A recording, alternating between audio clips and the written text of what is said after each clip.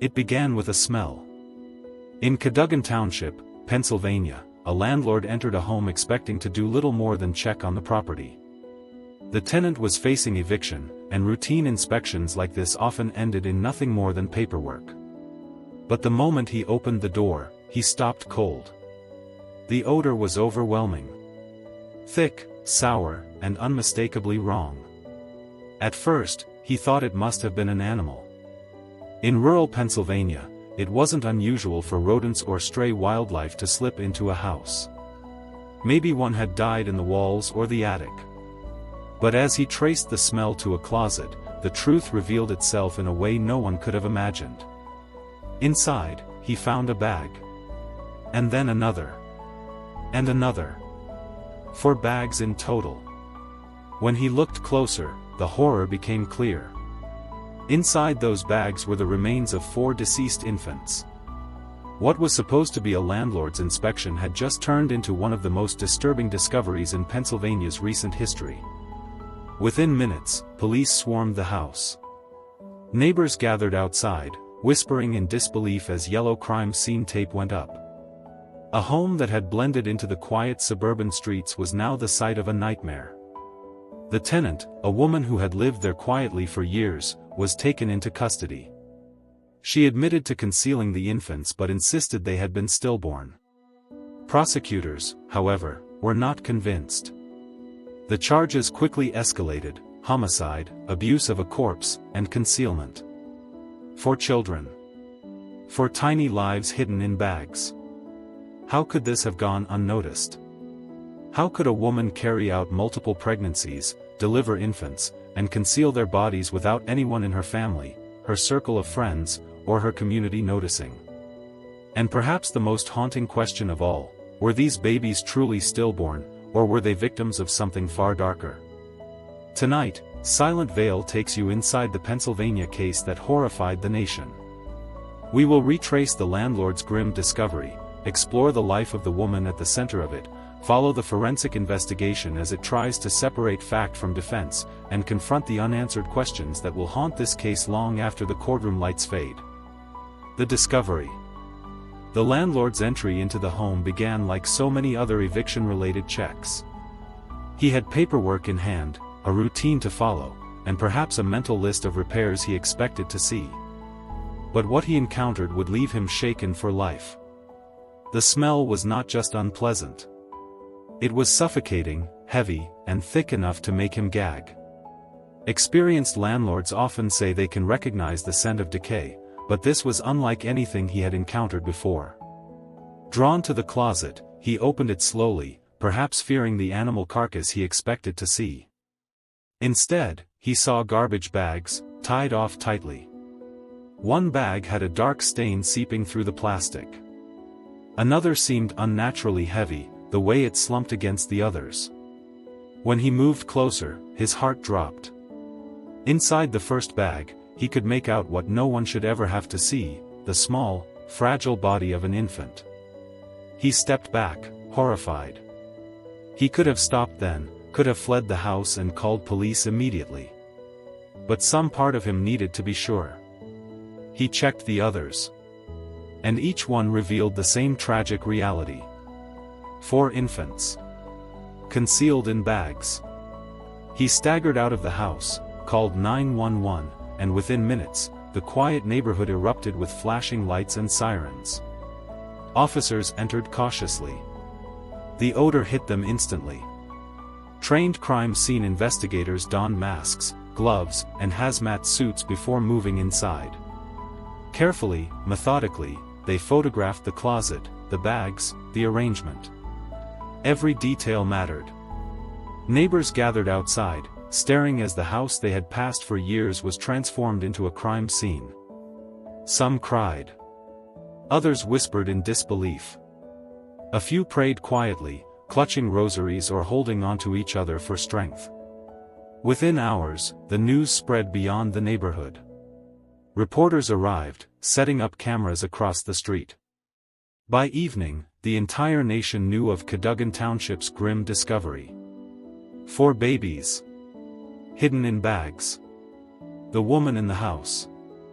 The tenant was not a stranger to her neighbors. She had lived there for years. She was quiet, reserved, not the type to draw attention. Neighbors described her as polite but distant. She didn't cause trouble. She paid her rent. She waved when others waved, but she rarely lingered in conversation. She seemed ordinary. Forgettable, even. But what authorities allege she was hiding inside her home made her unforgettable forever. When confronted, she did not deny the presence of the infants. She admitted she had concealed them. Her claim, however, was that they had been stillborn. That none of them had taken a breath. That she had not killed them, but simply could not bear to face what had happened. Prosecutors were skeptical. For stillbirths, concealed in bags, without medical intervention, without even informing anyone? They believed there was more to the story. She was arrested. Charges were filed: homicide, abuse of a corpse, and multiple counts of concealment. In the days that followed, journalists dug into her past. She was not a career criminal. She had not previously made headlines. But experts began weighing in, discussing the psychological phenomena of neonaticide, when a mother denies or hides her pregnancy and, upon birth, kills or conceals the child. Some suggested mental illness, postpartum psychosis, or severe denial could play a role. Others said the concealment of 4 infants pointed to something deliberate, something darker than denial. In court, the defense immediately began painting her as a woman overwhelmed, isolated, and mentally unstable. The prosecution countered that this was not a case of one tragic mistake, but of repeated acts, carried out with chilling intent. The investigation. The autopsies were critical. Forensic pathologists examined each of the remains, seeking the answers that would decide the course of the trial. Were these babies truly stillborn, as the mother claimed? Or had they lived, however briefly, before their lives were taken? The difference was monumental. If they were stillborn, the charges of homicide could collapse. If they lived, even for minutes, then homicide charges would stand, supported by the concealment and the absence of medical care. The forensic process was painstaking. Every bone, every tissue sample, every clue was examined. Toxicology tests were run. Experts explained that even in decomposition, there are markers that can indicate whether air ever passed through the lungs of a newborn. Investigators also searched the home thoroughly. They found the bags, the closet, and surrounding items that might indicate time frames. Clothing. Blankets. Receipts. Prosecutors pointed to a disturbing pattern. The concealments had not all occurred at once. The remains suggested multiple incidents, spanning years. This was not one tragic night. This was repeated behavior. Defense attorneys pushed back, arguing that their client was not a murderer but a woman suffering from mental illness, denial, and lack of support. They emphasized that she had not fled, had not attempted to cover up once discovered, but admitted the concealments openly. The legal battle lines were drawn. And the case began to resemble others that had horrified the nation. In Utah, Megan Huntsman concealed and killed 6 infants over a decade, hiding their remains in her garage. In Texas, Andrea Yates drowned her 5 children during a psychotic break. In Florida, Casey Anthony was accused of killing her daughter, sparking a media firestorm.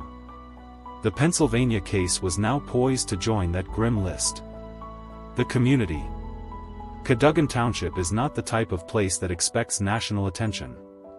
With fewer than 3,000 residents, it is the kind of community where people know each other's names, where news spreads quickly, and where neighbors tend to look out for one another.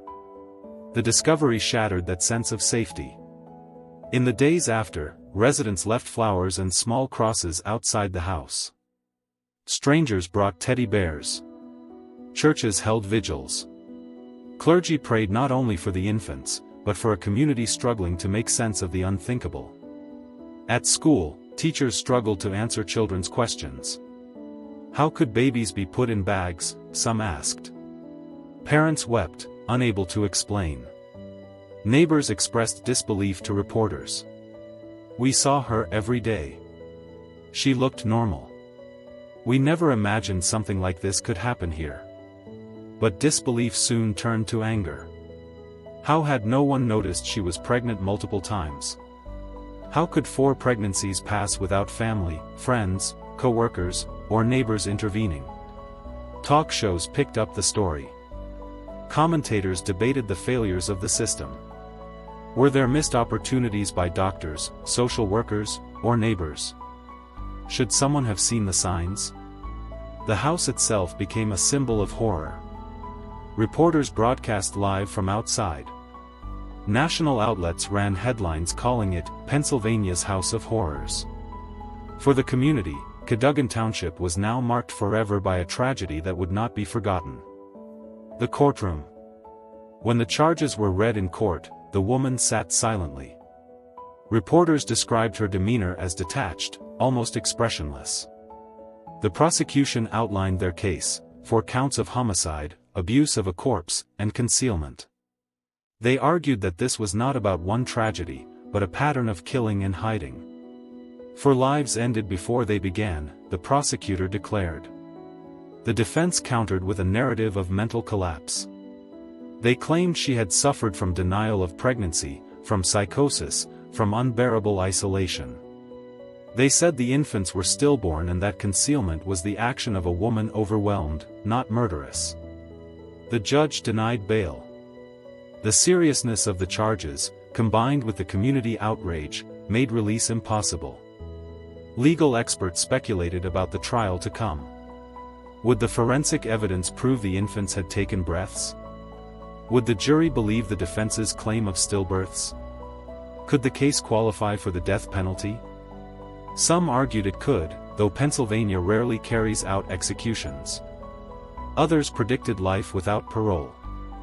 The courtroom became the stage where all the questions would be tested.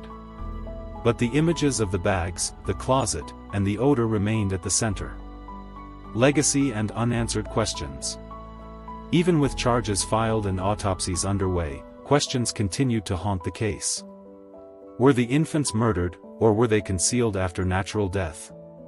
Was this repeated filicide, or repeated denial? Why did no one intervene after 4 pregnancies? Experts on neonaticide explained that denial of pregnancy can be powerful. Women can hide signs, avoid medical care, and convince even themselves they are not pregnant. But could that explain 4 infants in bags?